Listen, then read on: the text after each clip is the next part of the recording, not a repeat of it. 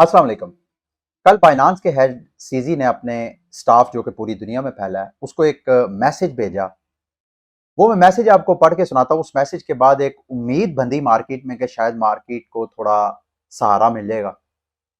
लेकिन मार्केट कल से लेके अभी तक जो मार्केट में डेवलपमेंट्स हुई हैं उनको मैं इस वीडियो में आपके साथ शेयर करूंगा। मुझे मालूम है आप सब लोग जानना चाहते हैं कि मार्केट मजीद कितना यहाँ से नीचे क्रैश करेगी।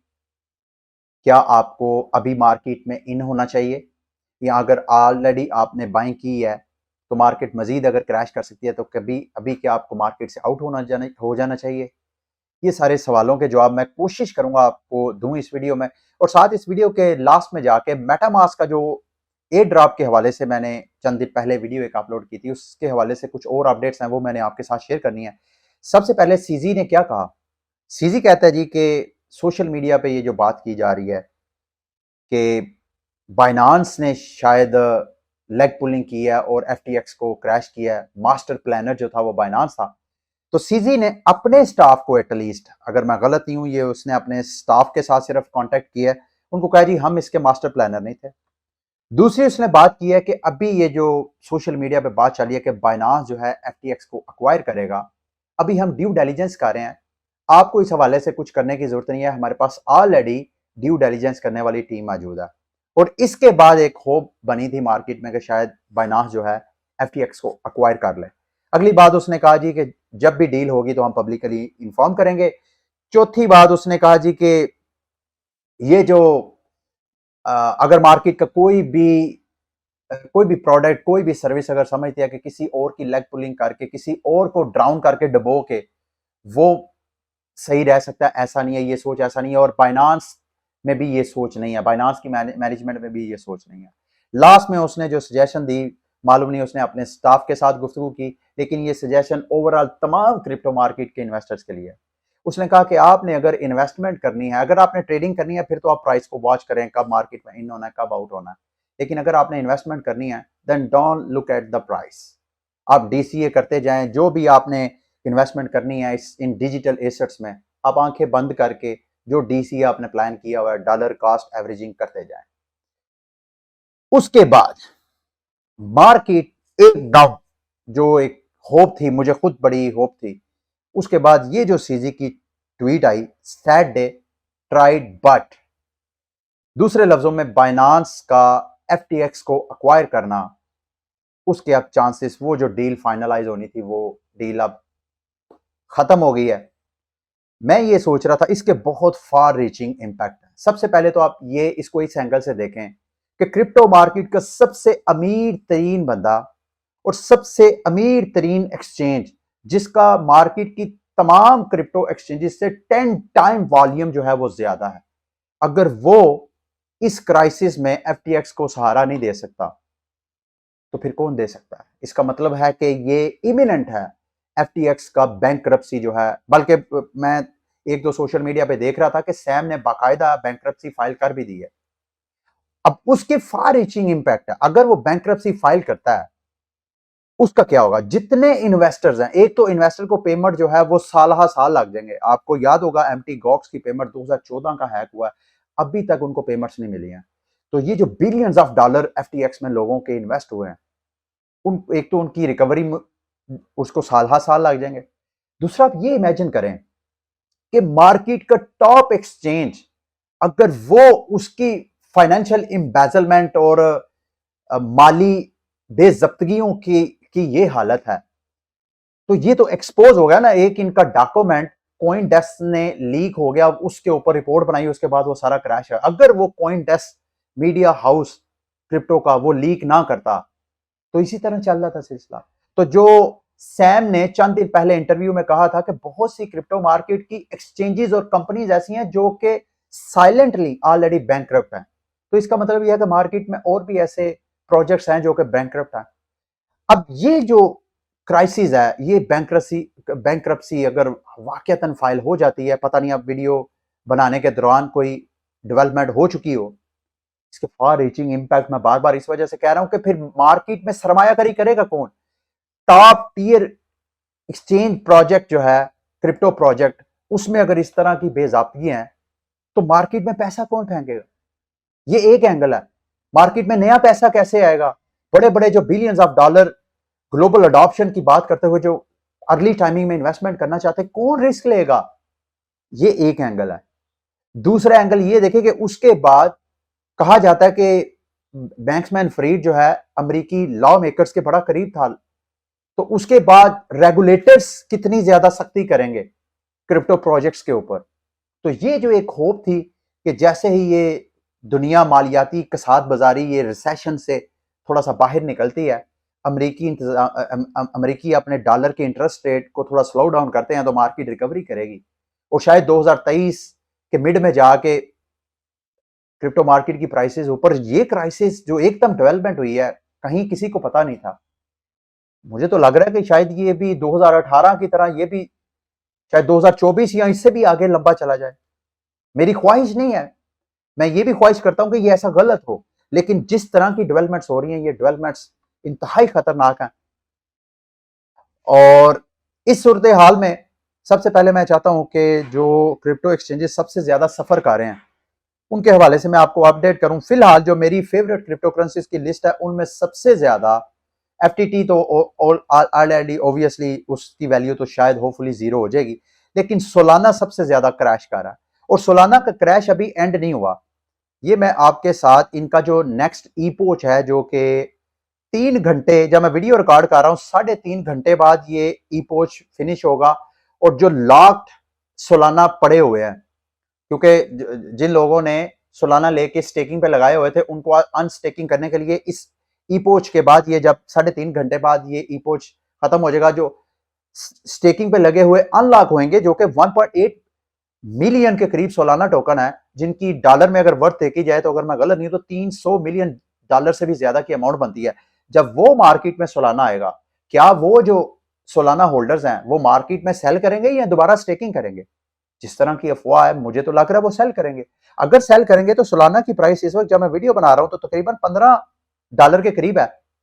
ये देखें, शायद अब आपको नजर आ रहा हो, तो ये तो $15 से कम हो गए, कोई पता नहीं ये और मजीद नीचे कोई पता नहीं $4-5 तक चले जाए। तो सोलाना के हवाले से अगर आपने ट्रेडिंग करनी है, मैंने जो कल दोनों बीटीसी और सोलाना पे ट्रेड लगाई थी, दोनों को मैंने प्रॉफिट जैसे मुझे नजर आया कोई 150-200 का मैंने क्लोज कर दी मैंने ट्रेड, ताकि मुझे, क्योंकि मुझे मार्केट की वोलेटिलिटी का पता नहीं था, मुझे पता नहीं था कि मार्केट में मजीद क्रैश होना। ये जो सीजी ने ट्वीट की, ये ट्वीट अगर मैं मेरी टाइमिंग में की होती, अगर मैंने थोड़ा वेट किया होता तो मैं मजीद वेट करता। और बीटीसी की प्राइस इस वक्त जब मैं वीडियो बना रहा हूं, प्राइस जनाब ट्रेड हो रही है 16,600 के करीब। और बीटीसी ने अपनी जो स्ट्रॉन्ग सपोर्ट थी, इवन लास्ट इस साल के जून में जो मार्केट क्रैश की 17,600, उसको ये स्ट्रॉन्ग सपोर्ट थी बीटीसी की। पिछले कई माह से इस जगह पे बार बार मार्केट जो है वो बाउंस कर रही थी।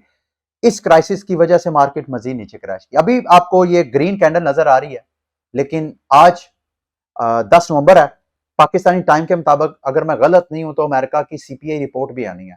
उस सीपीआई रिपोर्ट में अक्टूबर के महीने में क्या अमेरिका में महंगाई हुई है या नहीं, उसमें बताया जाएगा। अगर तो महंगाई बढ़ी वहां, तो फिर क्या होगा? फिर अमेरिका अपना इंटरेस्ट रेट बढ़ाएगा, और अगर अमेरिका अपना इंटरेस्ट रेट बढ़ाता है तो इन्वेस्टमेंट मार्केट क्रैश करती हैं। तो आज शाम 4:30-5 बजे के करीब, अगर मैं गलत नहीं हूं, टाइमिंग सीपीआई रिपोर्ट की यही है, डेट यही है, तो मार्केट जो है मजीद यहां से नीचे क्रैश कर सकती है।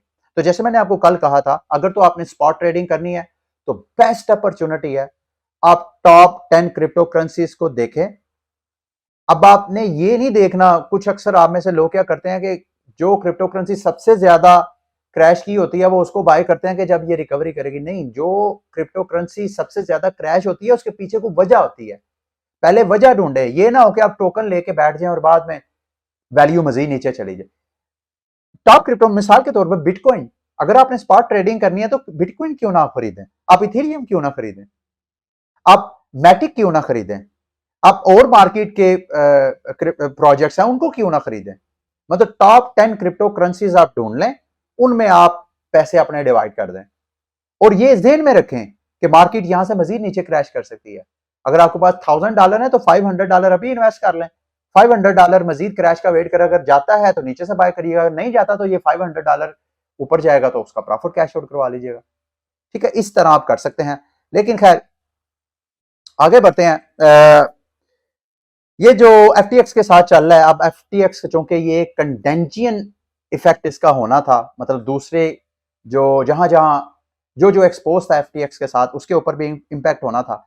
KuCoin के हवाले से कल एक फंड मार्केट में क्रिएट की जो नैनसन है, ब्लॉकचेन एनालिटिकल फर्म जो कि पेड सर्विस देती है, उसने कल 300 मिलियन की एक छोटी सी ट्रांसफर, जो कि चूंकि नैनसन सिर्फ ERC20 को मॉनिटर करता है, तो KuCoin ने अपने ERC को दूसरे चेन के ऊपर शिफ्ट किया, तो नैनसन को लगा कि शायद ये भी इंसॉल्वेंट होने जा रही है। तो उसके बाद KuCoin के जो हेड है उन्होंने बाकायदा एक ब्लॉग पोस्ट किया कि भाई ये मार्केट में फंड क्रिएट की गई है, ऐसा कुछ नहीं है। मैंने भी इसके बाद KuCoin से अपने जो मेरे USDT पड़े हुए थे, सारे फंड्स तो नहीं निकाले, सिर्फ टेस्टिंग के लिए मेरे थोड़े से कुछ फंड्स थे, वो मैंने वहां से निकाल के पर्सनल वॉलेट में ट्रांसफर कर लिए। मेरी वैसे ये सारे क्राइसिस में आप सबको रिकमेंडेशन ये है कि जो आपके फंड्स गैर जरूरी पड़े हुए हैं उनको आप अपने पर्सनल वॉलेट में सेव करें, इन एक्सचेंजेस में फंड्स रखें ना। इसके अलावा गैलेक्सी डिजिटल, सोलाना का ऑलरेडी मैं आपको बता चुका हूं। FTT इसके बारे में तो पता नहीं, शायद ये जीरो वैल्यू हो जाए। स्टारगेट, वॉयजर कैपिटल, इसके अलावा जो FTX की जो अपनी वेंचर कैपिटलिस्ट फर्म है अल्मेडा, उसने जहां जहां सरमायाकारी की है, ओबियसली वहां से वो सरमायाकारी निकालेंगे तो वो सारे प्रोजेक्ट्स हैं वो भी सारे उनके ऊपर भी इंपैक्ट आएगा। इसके अलावा मल्टी कॉइन, एपो, सुई, टेजोस, ये वो सारे प्रोजेक्ट की एक लंबी लिस्ट है जिसके जिसके ऊपर इंपैक्ट हो सकता है। और मैंने आपको बताया था कि इसका इंपैक्ट जहां जहां भी वेंचर कैपिटलिस्ट ये जो अल्मेडा ने जहां जहां की थी, तो जस्टिन सन का जो स्टेबल कॉइन है USDD, उसके ऊपर भी इन्होंने इन्वेस्टमेंट की थी। तो अभी भी मैं देख रहा था कि इसकी जो वैल्यू है, चूंकि ये एल्गोरिथमिक स्टेबल कॉइन है, इसकी वैल्यू $1 होनी चाहिए थी, ये 97 सेंट तक क्रैश हुआ है। जस्टिन सन ने कहा कि ये क्रैश इस वजह से हुआ है क्योंकि FTX ने जितनी इन्वेस्टमेंट की थी यहाँ से उन्होंने मार्केट में सेल किया है, तो इस वजह से। लेकिन ये बात मेरे समझ में नहीं आई कि भाई अगर ऐसा है तो आपके पास पीछे कोलेटरल 283 गुना पड़ा हुआ है, तो ये कोलेटरल उसको $1 पैच करने में यूज क्यों नहीं हुआ? तो इसका मतलब है ये रिलायबल नहीं है। तो ये चीजें आपने जेहन में रखनी है। अगर आपने BTC में एंट्री लेनी है ट्रेडिंग के लिए, तो मेरा मानना यह है कि बेस्ट प्राइस है इस वक्त सेल मारने के लिए। आपका जो स्टॉप लॉस होना चाहिए इस जगह पे, अगर आप तकरीबन 16,670 की प्राइस पे अगर आप सेल लगाते हैं, तो आपका स्टॉप लॉस जो है वो 18,600 की प्राइस को आप स्टॉप लॉस लग सकते हैं। अगर CPI की रिपोर्ट पॉजिटिव आती है तो मुमकिन है मार्केट थोड़ा सा आपको वोलेटाइल नजर आए, मार्केट थोड़ा पंप करे, लेकिन ये जो FTX का क्राइसिस है ये मार्केट को मजीद नीचे क्रैश करेगा। अच्छा, इसके साथ साथ जी आपका जो टारगेट है वो 14,000 का पहला टारगेट रखें, फिर उसके बाद अगला टारगेट आप 12,000 की वैल्यू रखें। देखिए मेरा मानना यह है कि ये जो क्राइसिस है, ये जितनी चेंजेस हो रही है मार्केट में, जो बड़ा इन्वेस्टर है वो अभी इंतजार कर रहा है, वो अभी मार्केट में पैसा नहीं फेंकेगा, वो इंतजार करेगा कि BTC की प्राइस 12,000 से 10,000 की रेंज में आए, इसी तरह इथेरियम की प्राइस 700 से 800 की रेंज में आए, और जो टॉप क्रिप्टो करेंसी सोलाना की, कई तो $1 और $5 का वेट कर रहे हैं, $3 का वेट कर रहे हैं कि वहां पे जाए तो वो सोलाना। अब सोलाना मैं ऑलरेडी आपको बता चुका हूं कि FTX ने सोलाना को बहुत पंप किया था। अगर FTX का बहुत बड़ा स्टेक है सोलाना के अंदर, तो सोलाना की प्राइस मोस्ट प्रोबेबली ज्यादा चांसेस यही है कि वो मजीद नीचे धड़म से गिरेगी आज के पोच के बाद, जैसे ही वो अनलॉक होगा। लास्ट में जो मैं आपको कह रहा था कि कंसेंसस के हवाले से अपडेट है कि मैंने आपको बताया था ये इस साल के मार्च में जो जोसेफ ल्यूबन है इथेरियम के को फाउंडर, उनकी ये कंसेंसस कंपनी है जिसका मेटामास्क है। इनका एक और भी प्रोजेक्ट है, मेरे जहन से निकल गया। इन्होंने अपना एक डाउ लॉन्च करने की कोशिश करनी है। अभी तक उनसे ये जब सवाल किया मार्च में, ल्यूबन ने कहा जी कि मुझे नहीं पता कि हम कब डाउ लॉन्च कर रहे हैं, उसकी एग्जैक्ट डेट का नहीं पता, लेकिन ये चीज ल्यूबन ने कंफर्म किया कि मेटामास्क अपना टोकन लॉन्च करेगा। अगर मेटामास्क अपना टोकन लॉन्च करता है तो जितने मेटामास्क के यूजर्स हैं उन सब में एयर ड्रॉप होगा। अब एयर ड्रॉप किन किन को होगा? जो मेटामास्क के ऊपर एक्टिविटीज करते हैं। कौन सी एक्टिविटीज? यानी आप मेटामास्क पे अगर स्वैप करते हैं कोई टोकन, मिसाल के तौर पे अगर मेरे मेटामास्क में इस वक्त फंड्स पड़े हुए हैं, अगर उस फंड्स को मैं मेटामास्क के अंदर ही स्वैप करता हूं तो मेटामास्क को उसको 1-2% मेरा ख्याल है फीस चार्ज करता है। लेकिन उस फीस से वो मेटामास्क अपना सिस्टम चलाता है। उस सिस्टम जो बंदा मेटामास्क के ऊपर अपने टोकन स्वैप करता है, मेटामास्क उसको एयर ड्रॉप करेगा। और मेटामास्क इसका जब टोकन लॉन्च होगा तो यू कैन इमेजिन के ये क्रिप्टो मार्केट का सबसे बड़ा वॉलेट है, और अगर ये अपना टोकन लॉन्च करेगा तो इसका मार्केट कैप कहां तक जा सकता है? कुछ नहीं। तो अगर मैं बड़ा टाइट सा भी मार्जिन सेट करूं तो मेरा ख्याल है कि 500 मिलियन तो कहीं भी नहीं है कि इसका इतना कैपिटल हो।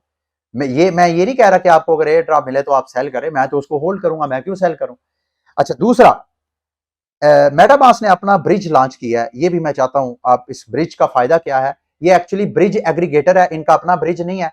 जितने मार्केट के ब्रिजेस हैं उनको इन्होंने एग्रीगेट किया है। अगर आपके टोकन पड़े हैं किसी एक चेन में और अब आप उसको दूसरी चेन में शिफ्ट करना चाहते हैं तो इस ब्रिज के जरिए कर सकते हैं। मिसाल के तौर पे आप मेरे पास इथेरियम में यूएसडीटी पड़ा है, उसको मैं बाइनांस की चेन में शिफ्ट करना चाहता हूं, या पॉलीगॉन मैटिक में करना चाहता हूं, एवलांच में करना चाहता हूं। फिलहाल ये 3-4 चेन्स हैं जिनके आपस में आप ब्रिज कर सकते हैं टोकन। यहां से मैं उस चेन में लेके जाना चाहता हूं तो यहां से मैं ब्रिज कर सकता हूं। अगर मैं यहां से ब्रिज करता हूं तो इस एक्टिविटी पे भी मुझे मेटामास्क जो है अपना एयर ड्रॉप देगा। ठीक है। ये थी आज की वीडियो, अभी तक की अपडेट। और जाते जाते आपको बताता चलूं कि अब मैं आपको रूटीन में सुबह के वक्त मैं आपको क्रिप्टो मार्केट की अपडेट्स दिया करूंगा, और शाम को आपको उमैर मुनीर दिया करेंगे रेगुलरली। कभी अगर कभी गुस्ताखी हो जाए, कभी आपको अपडेट ना दें तो इंशाल्लाह नेक्स्ट डे या उससे नेक्स्ट डे आपको लाजमी अपडेट करेंगे। ठीक है। अगली वीडियो तक के लिए मुझे इजाजत दीजिए। अल्लाह हाफिज।